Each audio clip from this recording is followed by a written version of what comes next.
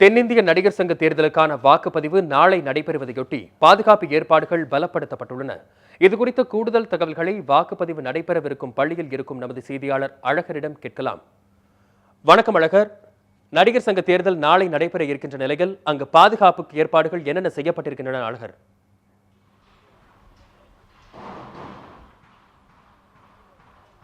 வணக்கம் வசந்த். நாளை நீண்ட நாட்களில் எதிர்பார்க்கப்பட்ட தென்னிந்திய நடிகர் சங்கத்திற்கான தேர்தல் நாளை சென்னை மயிலாப்பூரில் உள்ள செயின்ட் எபாஸ்குல் நடைபெறுகிறது. இதற்கான பாதுகாப்பு பணிகள் தற்போது தீவிரமாக நடைபெற்று வருகின்றன. அதற்கான காட்சியை நமது பார்க்கலாம். வாக்காளர்கள் வந்து செல்லும் வழி மற்றும் வேட்பாளர்கள் வந்து செல்லும் வழி ஆகியவை தற்போது அமைக்கப்பட்டு வருகிறது. அது மட்டுமல்லாமல் இந்த பணியை செய்வதற்காக கிட்டத்தட்ட 20க்கும் மேற்பட்ட பணியாளர்கள் இங்கு பணியமர்த்தப்பட்டுள்ளனர்.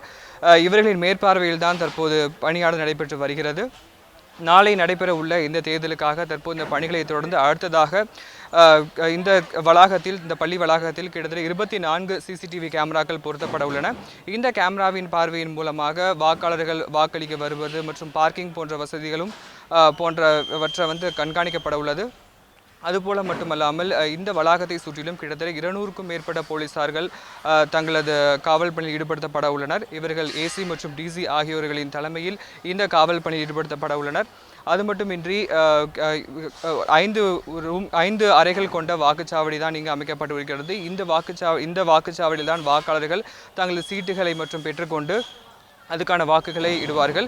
ஒவ்வொரு வாக்காளர்களுக்கும் கிட்டத்தட்ட 29 ஓட்டுகள் கொடுக்கப்பட்டுள்ளன.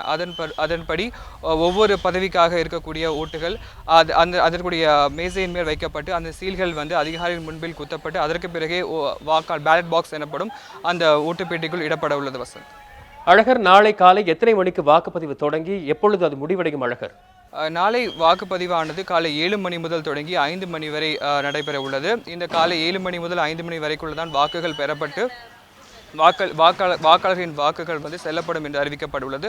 5 மணிக்கு மேல் எந்த வாக்குகளும் ஏற்கப்பட மாட்டாது. அதே போல தபால் ஓட்டுகளுக்கான வாக்குப்பதிவும் இன்று 5 மணி நிறைவு பெறுகிறது.